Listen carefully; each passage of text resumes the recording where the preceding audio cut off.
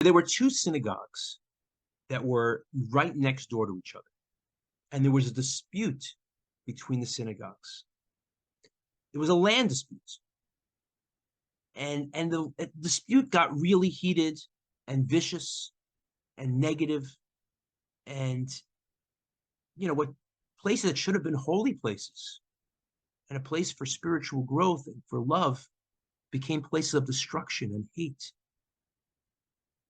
And finally, they agreed to go to a Jewish court to help resolve this dispute. And the Jewish court's very different than secular courts, an American court, regular court. A Jewish court, the goal is to find truth, to make peace, and it's not about winning and losing. It's more about trying to find the spiritual solution.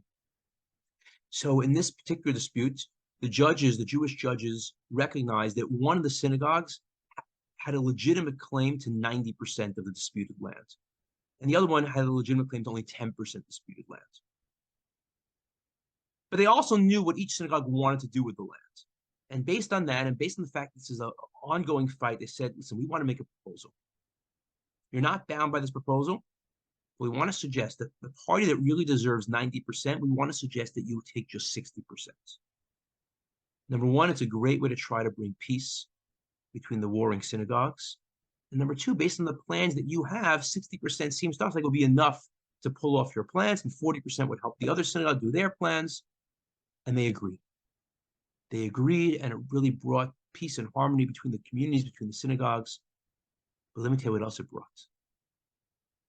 1 month after this dispute, after this was resolved in this Jewish court, and they agreed on the settlement of peace, this peace offering, exactly 1 month later, a Hamas missile, Hamas rocket landed right in between the two synagogues, exactly on the land where the dispute was.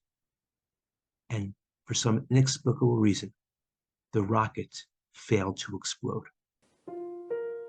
And everyone in both synagogues were left completely unharmed.